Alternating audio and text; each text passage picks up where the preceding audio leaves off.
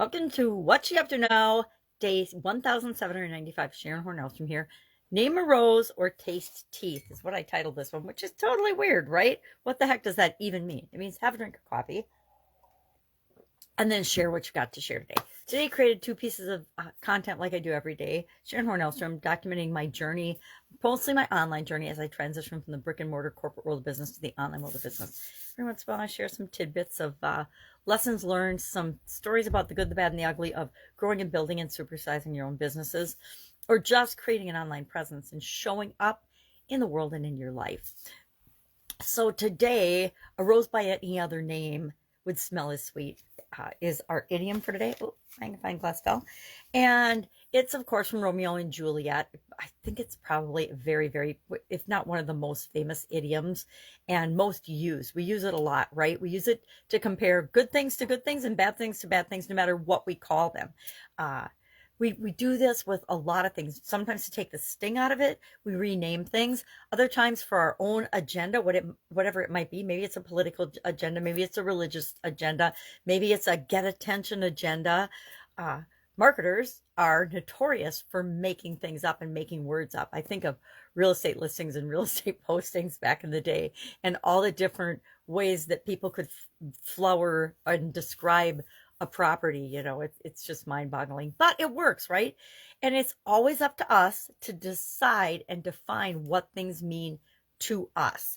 Beauty is in the eye of the beholder. We've certainly talked about that before, and it's because each of us has a different filter, the filter of our experiences, our feelings, our current situation, our thoughts, feelings, and beliefs about ourselves, as well as other people, the world, and things determine how we see things. So I like this one, a rose by any other name. It reminds us that it's what's inside that counts. Don't judge a book by its cover, because you don't know what it's like inside until you open up that book and read that book. And maybe there isn't much in it, right? Maybe there isn't much content, but maybe there is.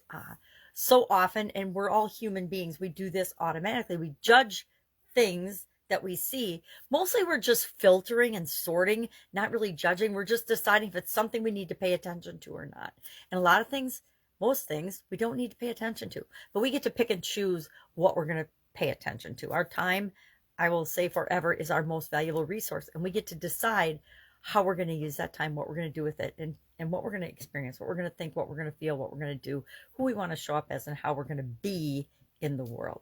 So I like this idiom. Talked about it on Supersize Your Business. You're welcome to go listen to that video clip. You can find it pretty much anywhere.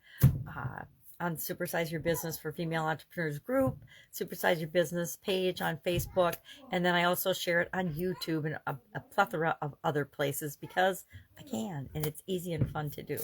So a rose by any other name was our idiom, and that ties into our two questions for the annual challenge, the BU 365-day challenge. We're doing one thing every day this year that improves us in some way.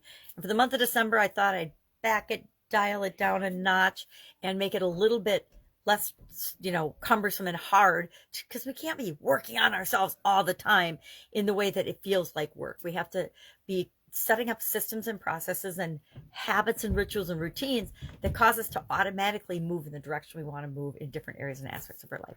So one of the most important tools we have and we use already is questions and questioning things. So I decided I would ask 2 questions a day, one hypothetical kind of ridiculous one, because today's is ridiculous, and another one that's more thought-provoking to help us get to know ourselves better. So the first question is, does someone's name influence who they become? So do you think your name has had an influence on who you are right now? I hadn't thought about this until I started talking about it. I would say absolutely yes. My name definitely has had an influence on me, and both my first name and my last name and married name and my unmarried name, etc.